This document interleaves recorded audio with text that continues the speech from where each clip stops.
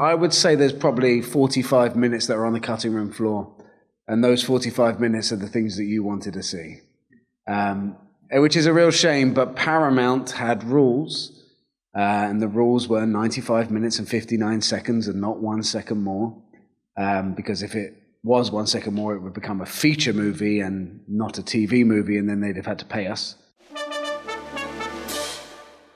Ladies and gentlemen, hello. Welcome to our chat with Robert Kazinsky. Good afternoon. That's probably too close. All right, so we're going to open up the center mic for questions in just a moment, but we're just going to get started a little bit. So first things first, I wanted to give you the opportunity to talk a little bit about Section 31. Sure. How you got involved and your thoughts on the process. Sure, no problem. First off, sorry. You know, the reception to 31 has been pretty rough. And, you know, as a Star Trek fan myself, I understand. And I totally get it. What we're beginning to see is the nice thing is things are beginning to turn a corner. People are beginning to see it for what it is rather than what they wanted it to be. And I've just realized you're signing. Hi, thank you so much. Yeah, Section 31. The funny things that have been coming up about it is people are comparing it to Beyond, which was the last Star Trek movie. But that was a $200 million movie that had all the freedom in the world, and ours was a $30 million TV movie. And the comparison is unfair. We had I would say there's probably 45 minutes that are on the cutting room floor, and those 45 minutes are the things that you wanted to see. Which is a real shame, but Paramount had rules, and the rules were 95 minutes and 59 seconds and not 1 second more, because if it was 1 second more, it would become a feature movie and not a TV movie, and then they'd have had to pay us. And so, unfortunately, quite a lot of things had to hit the floor. But if there is a director's cut, you will see things like, for example, I watched it, I've seen it 6 times now, and I realized the other day that I'm running through walls now just for no reason. Did anyone clock that? They're like, oh, he doesn't go anywhere, nothing. Why was he doing it? It used to be running into Giorgio's office to try and join in the fight, and then they fall out over the table, fight over the table, they fly through this window, and me and Amari are standing there looking down going, oh, that was cool. But all that's gone, so now I'm just running through walls because they're there. There's another moment where, and I didn't even realize this when we were filming it.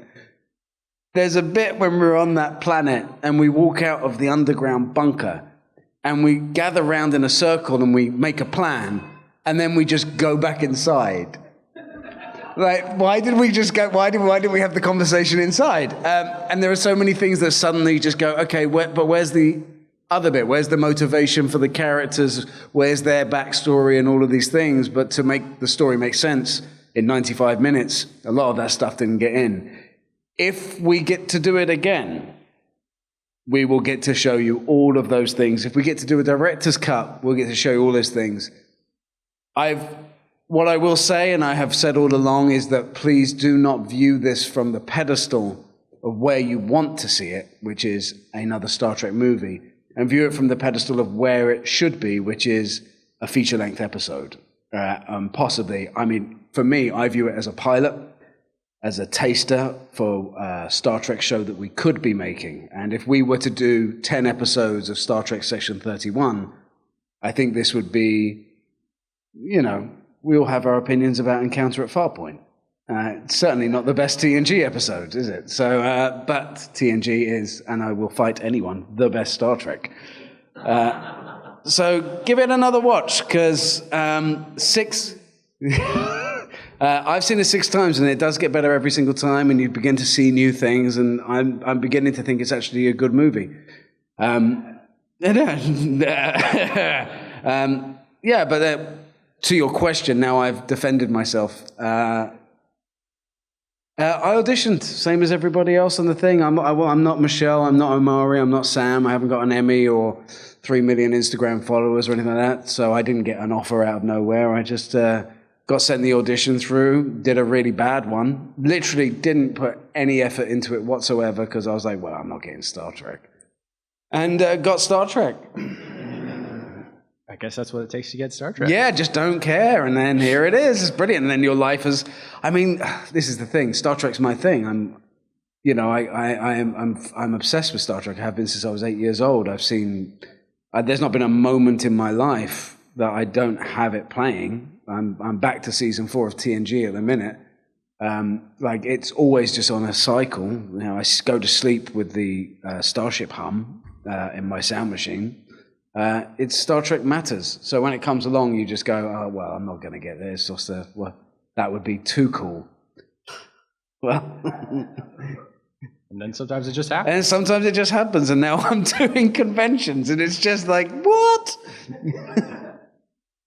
So you're a huge Star Trek fan. Yes. TNG is your favorite. By far. Yeah. Well, okay. There's a hierarchy, isn't there? Okay.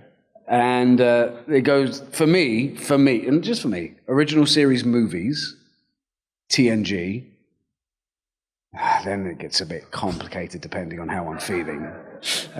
But the TNG movies are near the bottom, but the TNG series is right up there. I used to say that the next one on the list was DS9. But as the years have gone by, and after multiple rewatches, Enterprise has really climbed the ranks for me. And it's one of those weird ones, isn't it? It's like you get put off by, and I've got faith. You get put off by that, and you're like, I don't want to give Star Trek. I don't want to give. This is not Star Trek. Where's the symphony? Yep. And then, but then you watch it and you're like, okay, and after like the first season or two, like they really begin to get into what Star Trek is about, which is about being in space with your friends. And it's really growing on me as a piece of work, especially because Quantum Leap was my thing. And yeah, right? And Scott Bakula is he's Sam Beckett. Right. And you just love him and you want Archer to be successful because, go on, Sam, leap out. So Enterprise is right after. I don't know if it's right after. Again, it changes. Depends on how I feel. I was never a Voyager fan particularly. Tuvix ruins everything. But Voyager was okay for me. It had its good moments. But like DS9 was such a rounded, brilliant cast with brilliant storylines. If you get past the fact that Star Trek, when you're growing up with it, is about exploring the frontier, and here we are, we're locked in one place, which makes you feel, oh, I don't care about one place. And I certainly don't care about wormhole aliens and Moses here. But I think that Chief and Bashir and Quark and Ram, and I think that the Chief's backstory especially, and I think Garak, and I always forget the name of the actor that plays Dukat, but Garak and Dukat are just unbelievable actors. And it just, DS9 is just I think it's probably the best acted one out of all of them. Yeah. So, I mean, you have favorite episodes? Yes, Inner Light. Inner Light is a masterpiece of Star Trek. I could have watched the whole, if you don't know which one Inner Light is, which I'm assuming most people probably here do, it's the one where they come across the beacon of space, and Picard lives his entire 80-something year lifespan with a family playing the flute and all that stuff. And it's just such a beautiful, elegant... It kind of makes a mockery of when you watch movies that are 90 minutes long that don't get you to care. It shows you how you can watch an episode that's 60 minutes and you're so invested in every character that comes in. The other favorite episode of TNG for me, well, there's several. There's Second Chances, which is where they come across the Riker who's been abandoned on a space station for 8 years, and Tom Riker. And I think that is such a beautifully studied episode because it does what Star Trek does well. Presents a problem, shows you both sides, asks you to judge with kindness, doesn't tell you what the right answer is, but says that no matter which way you go with, if you treat it with kindness, empathy, and morality, that is the right way. Which I think is just beautiful. And then there is the amazing episode where Picard goes and sees his brother Rene and deals with his PTSD from being turned into Locutus. And I think those are the 3 best episodes of Star Trek, full stop. Personally. I mean, solid choices all around. Yeah. Well, if we want to start asking some questions. So as a super knowledgeable fan, which you've just proven to the entire audience, what commentary do you have on Rachel Garrett and Casey Roll in Section 31? Well, my argument has been since the very beginning that Section 31 should have been about Rachel Garrett. I think it's really interesting to have a captain of the Enterprise that was Section 31, and how did they get there? I think the Lost era is just ripe to tell all these kind of storylines. I think Casey Roll is one of the best. I mean, working with her, you really get to see how just unbelievably good she is. I think that if we did a Section 31 series, it should be Philippa Georgiou handing the reins to Rachel Garrett, teaching Rachel Garrett what leadership looks like and how you sometimes have to bend the rules of the Federation and the Prime Directive to achieve the aims of the Federation and the Prime Directive. And I think a Section 31 show that followed Rachel Garrett to the center seat would be the most... It would be a combination of DS9 and TNG for me. I think that would be the most brilliant storylining they could possibly do that ties in all the nostalgia of this Trek that we all love and moves it forward into this Trek that they're insisting on making for the future. So, I don't know. We'll see. Yeah! You made a statement to, what's the guy's name? Well, I saw you in an interview. Katie Sackhoff? No, Sean Ferrick. Sean Ferrick, right, yeah, gotcha. And you said something that, well, first of all, I just want to tell you, there are millions of us who love the movie, despite what you heard from these other clowns. And I do mean clowns, because they were the same people who didn't like anything after TNG. Mm-hmm. Now, I didn't think the movie was that bad, but to me, Deep Space Nine is the pinnacle. And it didn't bother me, the makeup of the movie, because it's what I expected. And it seemed to me, you knew the response before you heard it. Because I read somewhere where you said, next generation fans may not like this. And you were absolutely right. Mm-hmm. But I hated Next Gen. I just had to tell you. No, that's it. This is what it's about. There's layers. Deep Space Nine, original series, Next Gen. Yeah. I didn't like Next Gen, and I liked the movie. I liked what they were trying to do, understood what they were trying to do, and it'll make a great series. I think so. Not like that legacy crap. This will make a great series. So. Thank you. It goes to what I've been saying all along, is that Trek isn't for you, it's for everybody.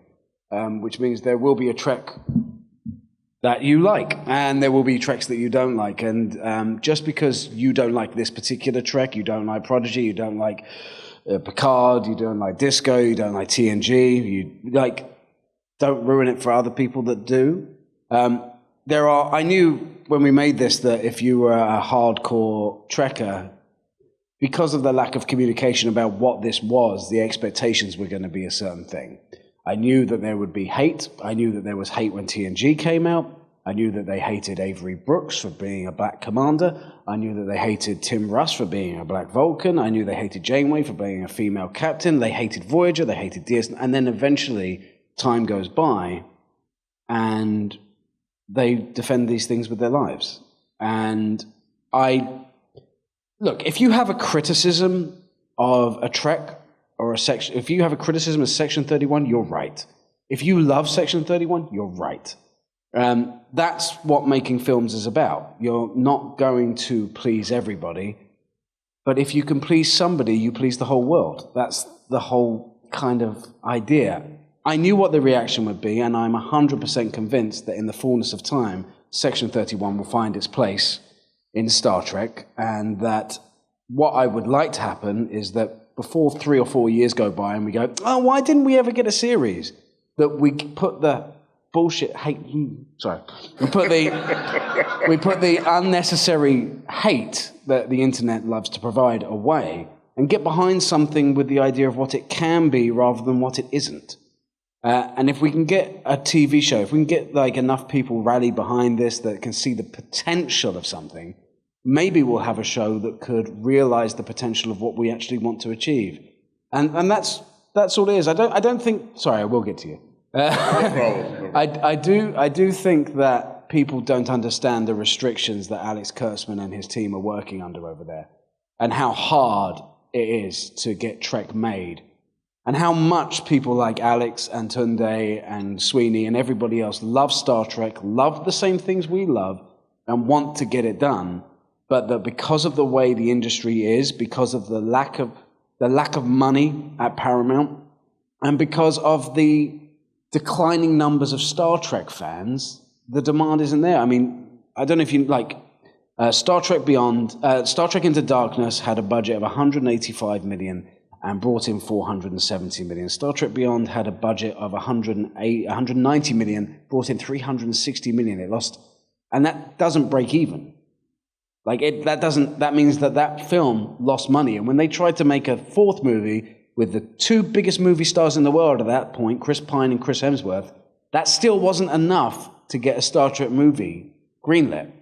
When we made Warcraft, we made a $200 million movie. It grossed 480 or 530, I can't remember. It wasn't enough. And we're in a time where people aren't going to the cinema anymore. They're staying at home watching it on the 50-inch screen with the surround sound. So things are changing. We need to get more people to love Star Trek. We need to get more people to know what we know, which is that Star Trek is... I firmly believe that if everybody in the world loves Star Trek like we love Star Trek, we'd already be living in the Federation. I don't think you can be a bad person and like Star Trek. So we need to get more Star Trek into more people's houses to make a better world. And we don't do that by gatekeeping it. That's it. Well, Robert, firstly, I'd like to welcome you to Baltimore. Thank you, brother. Okay. And every Star Trek series, and you're a Trekophile, okay, has dealt with three primary things: family, duty, and honor. Mm-hmm. And family seems to kind of eat not only through the film and the cast, but behind the scenes. Every crew, if you will, has had strong relationships.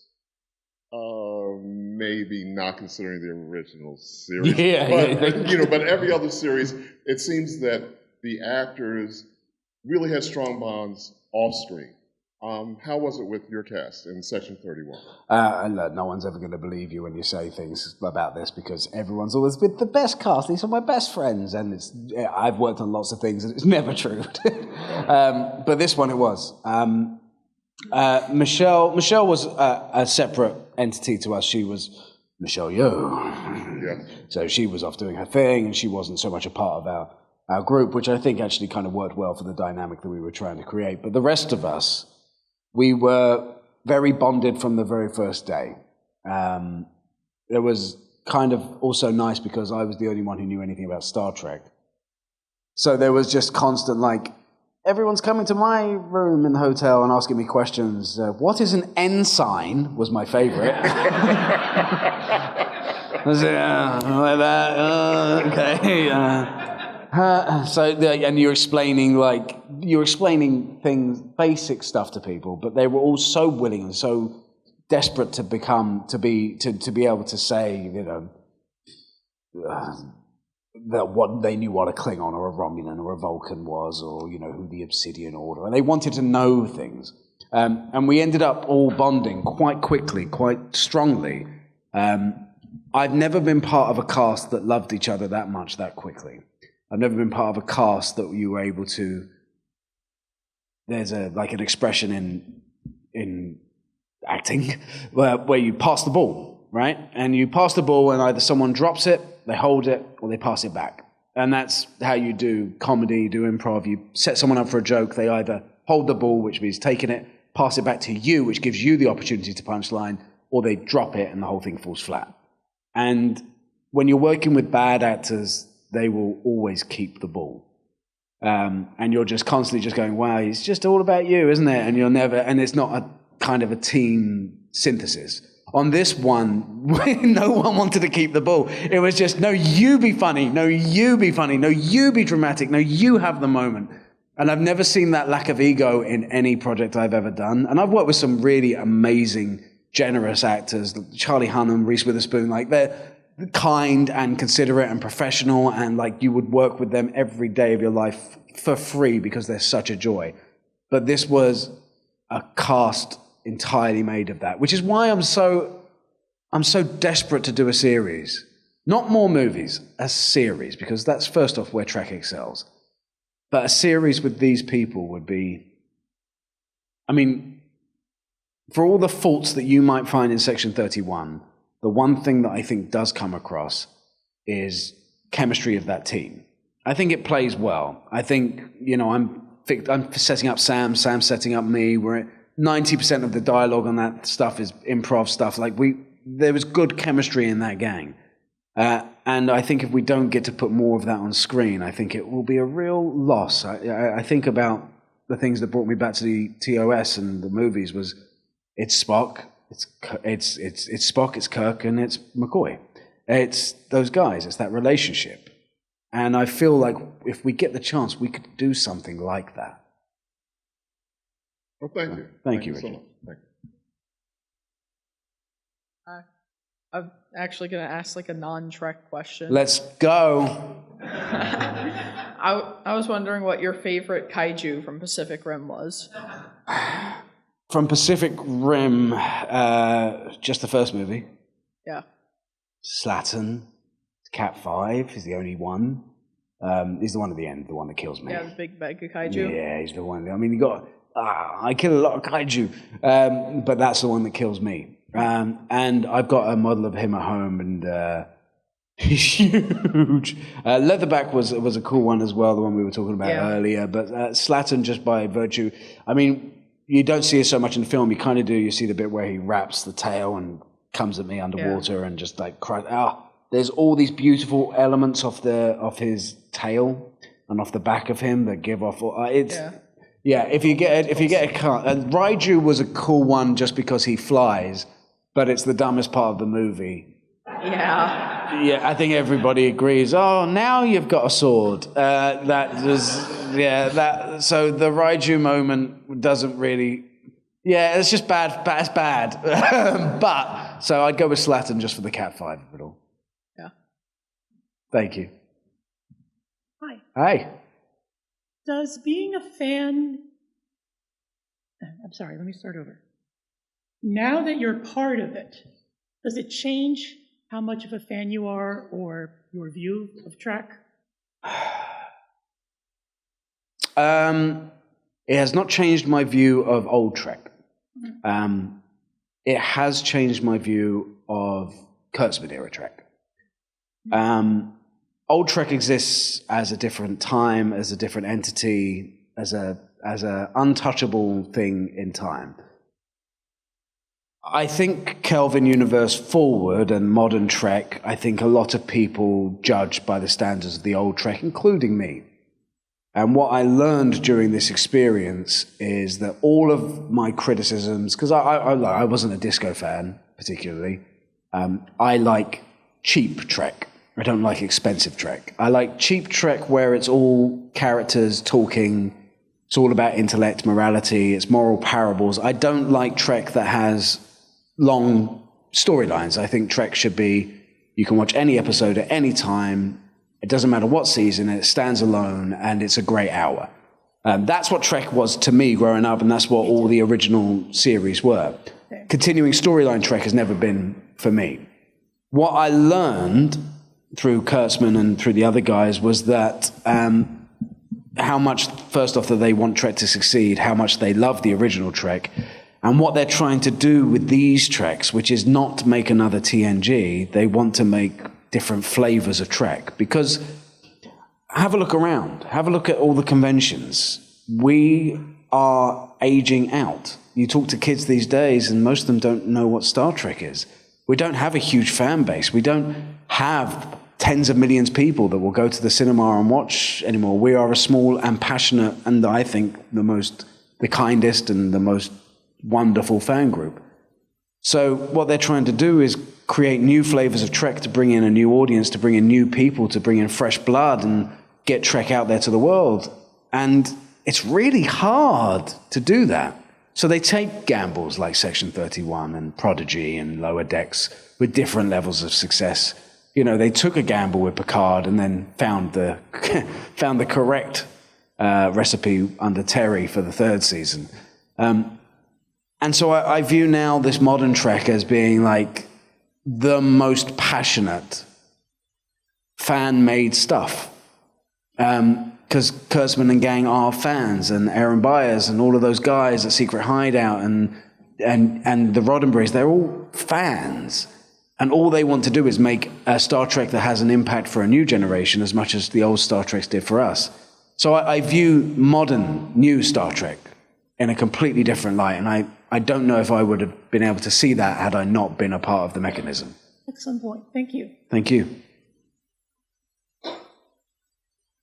So I was looking on your IMDb page, and it lists you as an uncredited role in The Hobbit as Feely. So was that is a long group shots or what?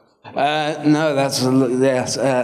So I was the original Philly, Oakenshield, which was taken over by Dean O'Gorman. And I was out in New Zealand for 8 months. It's a long time to be in New Zealand, which is a great country, and I love it very much, but 2 weeks is plenty. We were there. We went there January 10th, and we were meant to start shooting February 14th. But Peter had a perforated ulcer, which is what killed Tolkien, by the way, and it's a really big surgery.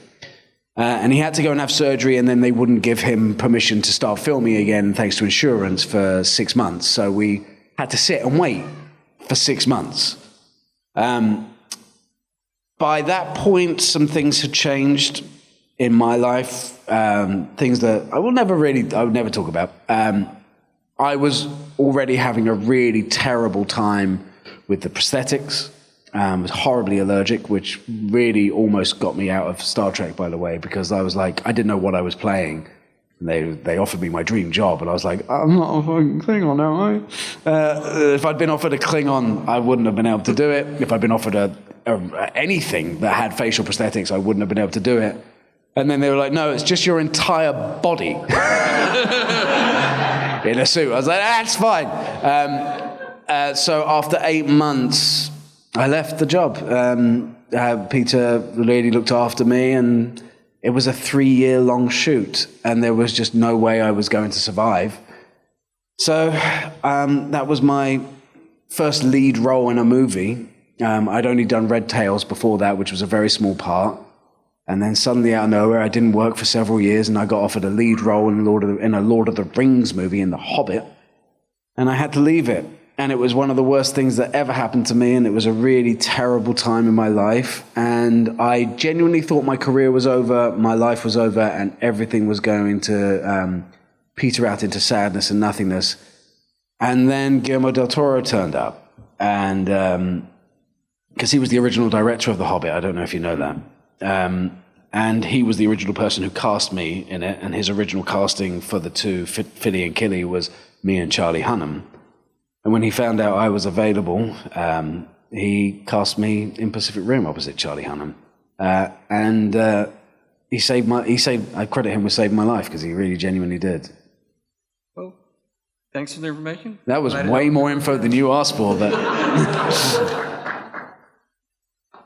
If you could go back and be on the original series, would you want to be one of the existing characters or have a whole new character, and what would it be?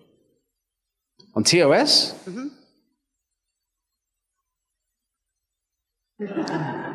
And I'm going to sit down while you answer that. Yeah, no, it's a good one. I wouldn't want to replace anybody because they all were great, weren't they? I don't know. Well, I'd want to be a new character, I guess. I guess being a Klingon back then was much easier than being a Klingon in any other series. I wouldn't want to be associated with blackface. No, take that back. That's terrible. Those Klingons were wrong.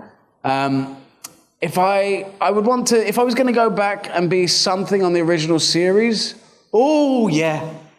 Where are you? There you are. Yeah. Ricardo Montalban was fantastic. Love Ricardo Montalban. But I would have liked to have been Khan. I was really upset when Benedict got cast. Because I was like, give me an audition, I just want to be Khan. And then Benedict got it, and I was like, I didn't even get an audition. But yeah, if I could have been the original Khan, yes, please. Any more for any more? Yeah, go on. I like talking about me. As someone who spent 21 years on that side of the Atlantic and 17 years on this side of the Atlantic, I guess I'm curious for your perspective on living in the UK versus living in the USA. Well, that's weird because I spent 17 years in California as well, and 21. Yeah, so that's weird timing. Copying? I mean, in what respect? I think there. Which do you like more? And why?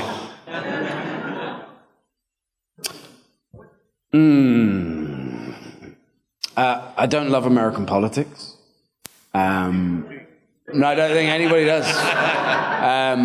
I think that it is batshit crazy.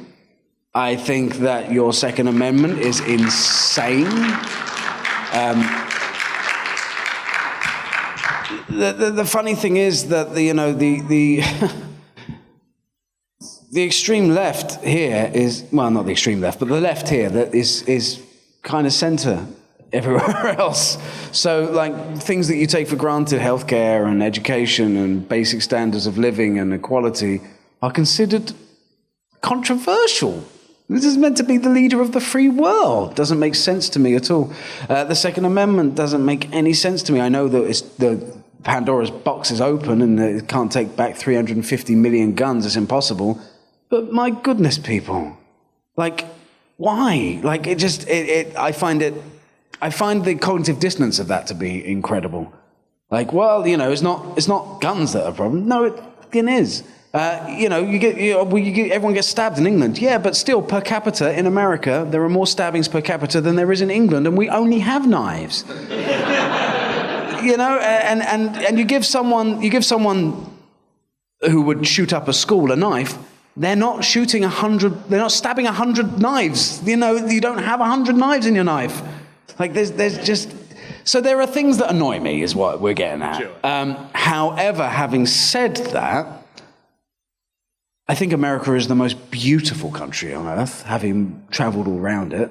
I have a national parks pass. I think it's the most beautiful land. I think that it encapsulates some of the most beautiful people, some of the most beautiful ideas. And there is a reason why people are fighting every day to come to places like England and America. And it is because, for all of its faults, it still leads the way better than most other places. And like all things, like Section 31, you get annoyed because you can see what it could be, rather than necessarily what it is. And as soon as we check out, and I know we're all desperate to check out right now for the next 4 years, because doing this again seems a bit much, seems like it's too much to bear to do it again. But as soon as we check out, we've lost. And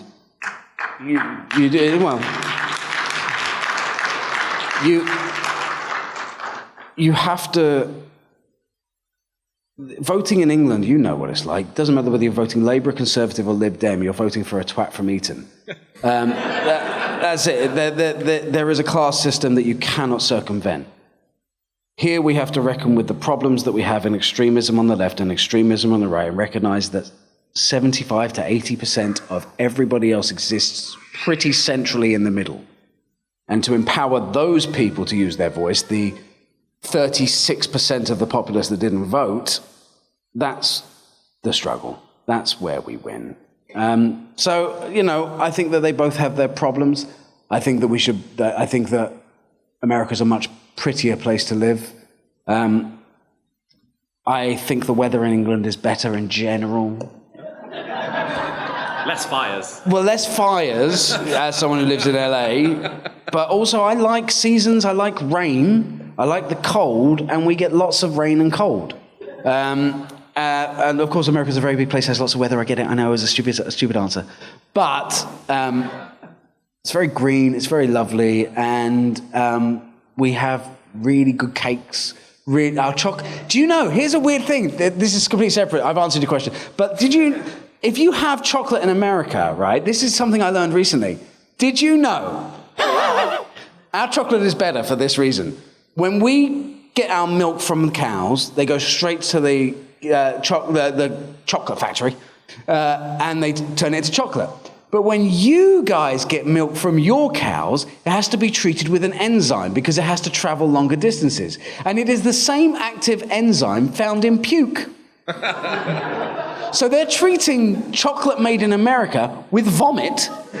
It travels for 1,000 miles, then gets turned with vomit into chocolate, and you wonder why your chocolate doesn't taste as good as our chocolate. I think that's brilliant.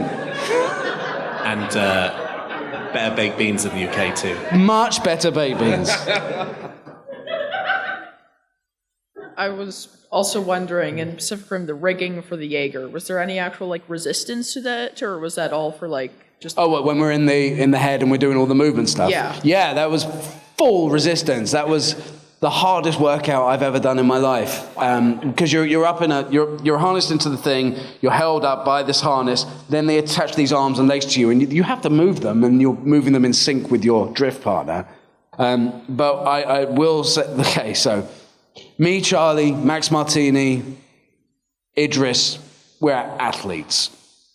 We are strong, we are powerful, we are athletes. I mean, we are, all of us, tough. Idris was having hallucinations on day 2. I did 9 days, and I wanted to cry. Charlie did 14 days. Rinko, all 110 pounds of Rinko, she had to do 21 days. Wow. She didn't complain once. She didn't moan once. She didn't cry once. She had 0 hallucinations. And that was when I learned that women are tougher than men.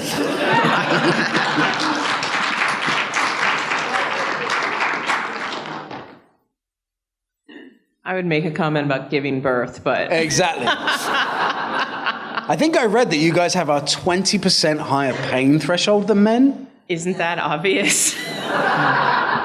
And that's why you suffer through marriages longer. Yeah, that too.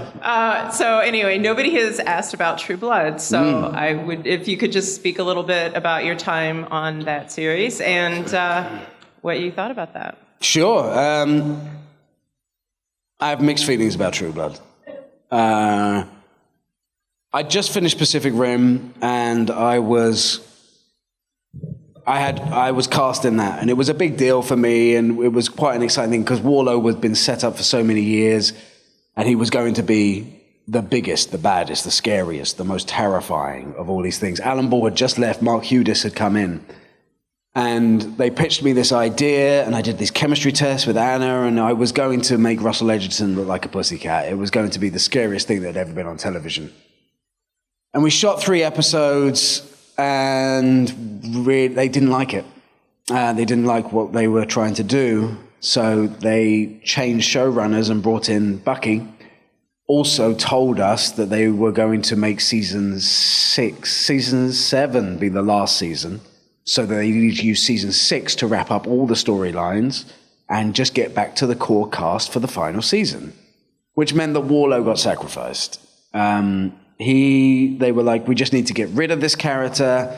We need to get back to it just being, Billith and Sukir and Alex. And unfortunately, that just meant that I got tied to a gravestone for 6 episodes and kind of turned into this very weak character. And I was very disappointed with that. I think a lot of the fans were very disappointed with that. Seem to be making a career of disappointing people, much like my love life. At the same time, that crew and that cast were unbelievable people. They were amazing people. I mean, some of the finest I've ever worked with. Like Alex, I did Mute with as well. Like Alex is an absolute gem. Stephen Moyer, unbelievably talented. I love those people, and every single member of that crew was, the best of the best. So the experience was top notch, 10 out of 10. No notes, but the result was again just like it was another missed bullseye in a series of missed bullseyes for Rob Kazinsky. Does that answer? Okay, great. You said something that got me thinking. Uh-oh. People sing the movie Section 31 for what it could be instead of what it is. Well, it was set in the past. Mm-hmm. And all of our expectations of Section 31 was in the future. See, to me, that makes it a better movie. We're seeing the origins and what happened before. And that makes what I saw, in my opinion, much better. There are other factors as well that will make it much better that I'll gladly tell you about. Well, I've watched it twice. And like I said, it wasn't nearly as bad as these clowns were making out to be. No, it's not. And what you said makes it even better to me now, because I'm seeing the beginnings. And again, it's probably the Deep Space Nine in me, the beginnings and the projections. Yes. And that makes it a better movie. And if anybody has a DVD player and want to see it, I have a copy with me. I just thought I'd let you know, because I'm good for that kind of thing. But it was better than people think it was. And I think in time they will see that. I hope so. And as you see, I'm going to do my part. I appreciate it, man. Need more of you. But that's what I do here. Thank you. The things, it's not the origin. The origin came around at Enterprise's era, but even before that, it would have been the CIA or the NSA and things like that. But what you are seeing is the formation of the Sloan Section 31. But a thing that also I like to tell people, remind people of 2 facts when it comes to Section 31. One, none of this is happening in the Federation. It's in outside Federation space. None of the rules apply. And second off, there's actually only one member of the Section 31 team that is Section 31, and that's Alok. It's Amari Hardwick's character. The rest of us are just hires. And he fits in the shape of Section 31. Him and Giorgio fit in that Sloan shape.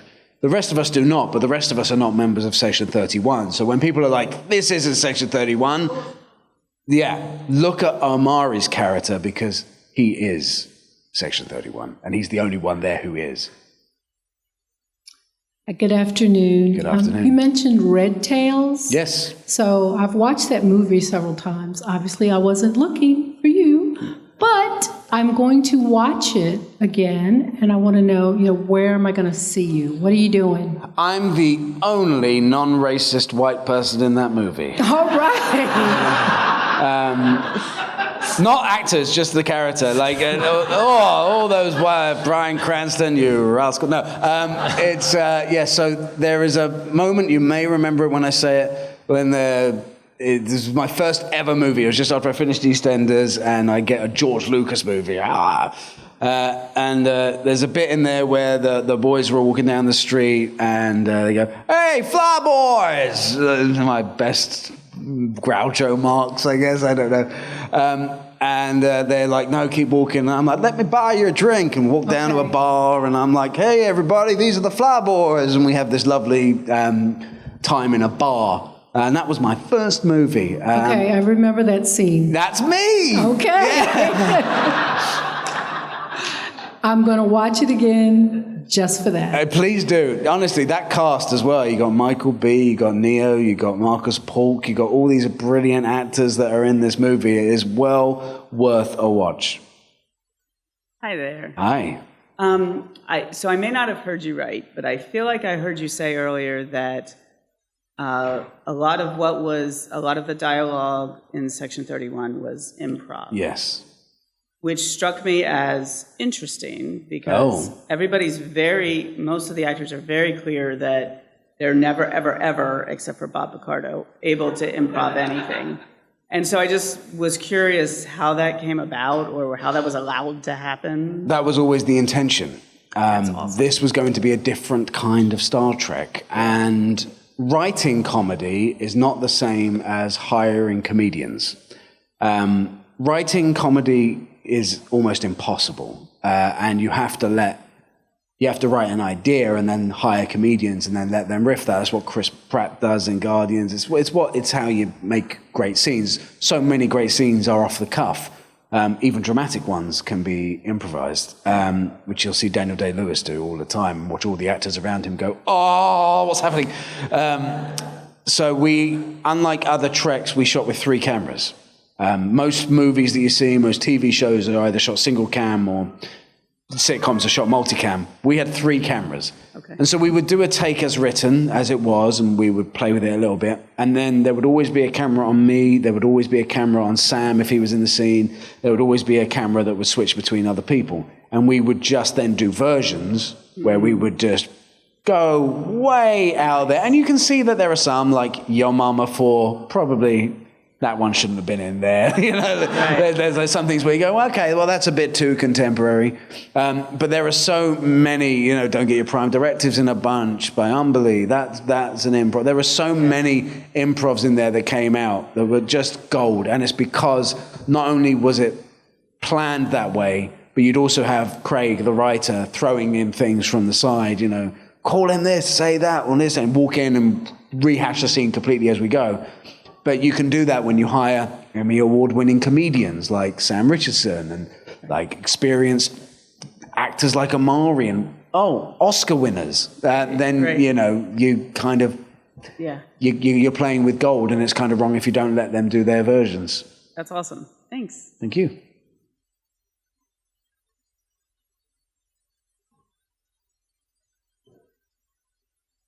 And it looks. We have someone sneaking in from the back. Hi. Hi. Hi. Okay. You folks that have been coming to Farpoint for a long time know who I am, know why I'm up here. Any new folks out there? Okay. No, it's safe. Gotcha. You sure? No, not entirely. Okay.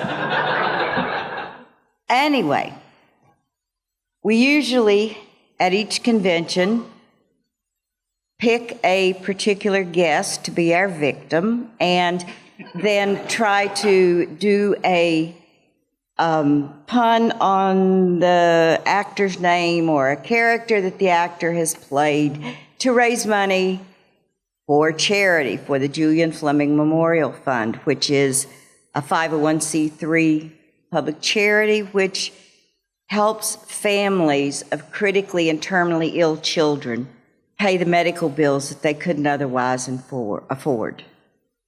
And having had 2 children with cancer, I know what some of those buildings, what some of those costs and those billings can be. And they're outrageous. And so these families need help. So when we started the Julian Fleming Fund, we were giving $500 to every child that was referred to us and that met the qualifications. Because of the science fiction community and your generosity, we are now able to give each grant at a level of $2,000. That's quite a way to go, people. So that has been one of our successes. Now, the other success has to do with the picking of the victims. And yeah, I mean, Edward James' Old Moose was a fun thing to auction, and some of the others were too. This time we had a great one. Oh, we had a great one planned for Michelle, and then she canceled. And so, not knowing what to do and not knowing most of the other characters on there, and you were right when you said about we are aging out. Oh boy, are we. I didn't, because I don't know some of these shows, I don't know some of these characters.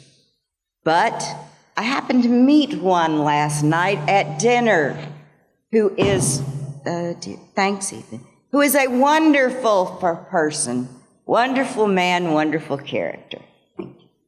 So I asked him if he would be willing to help us raise money for the Julian Fleming Fund.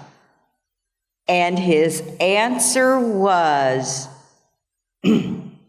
oh yeah, anything you want. Other folks who have known me for years know not to give me an opening like that, but he will learn. So, several years ago, we had several people from the audience ask that we do something different from our auctions all the time. And instead of that, once in a while, do a pass the hat type of thing. Because they said that many people come in here with money that they want to provide to these charities, to Artway Alliance, to Julian Fleming Memorial Fund. But the auctions quickly go beyond the money that they have to pay. And they don't know what to do, but they would love to give money to the charities. So what I'm going to do now is, if you would, with your permission and your support, I would like to pass the box. And if you have anything that you wish to give to this charity, put it in here. Now, checks are fine. Julian Fleming Memorial Fund. PayPal is fine. Pay at JFMF. And if you want to charge it, though, you're going to have to come talk to me backstage, and I'll explain to you what you have to go through to do it by charge. But anyway, we'd still love to have it. This work has been something that I never thought I would be doing this long. But when you get a letter from a parent whose child you have helped, or occasionally when you get a note from that child himself or herself, then you realize why you do this. And I really thought, okay, one more year, I can do it one more year. I've been doing it one more year for the past 10 years. So I'll start this if someone wants to help me. Would you like to help take it down? Yes, ma'am. Present it to them? Yes, please. Give me your money.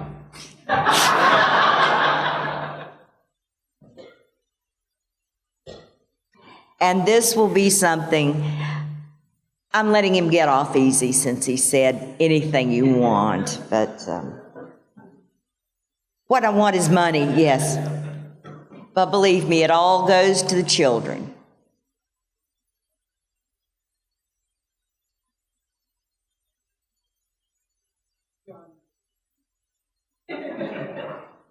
Thank you. Thank you very much. You? Yes, it's something that fits very well with the Star Trek philosophy.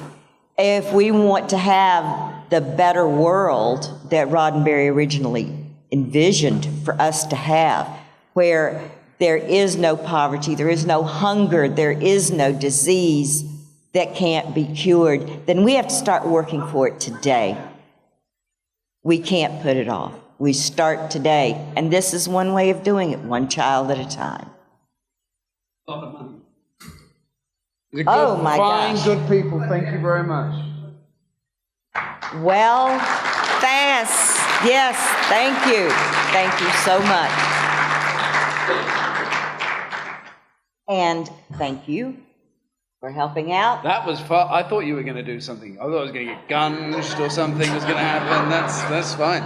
Actually, Renfield made a suggestion. Okay. He said that challenge the audience to give more on a second time around.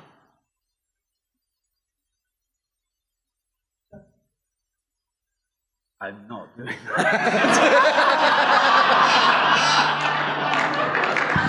Oh, darn. Anyway. There are children here. Well, you said anything. Well, I was lying, obviously. wasn't I? Well, that's a first in 20 years doing this. All right, folks, thank you so much. We'll let you know tomorrow, but we thank you so much for your generosity. You cannot believe how much difference this makes to these children. Thank you so much. Thank you.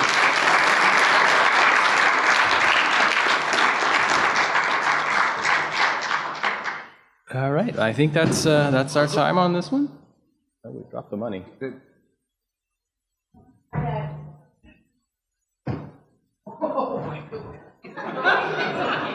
Rob Kazinsky.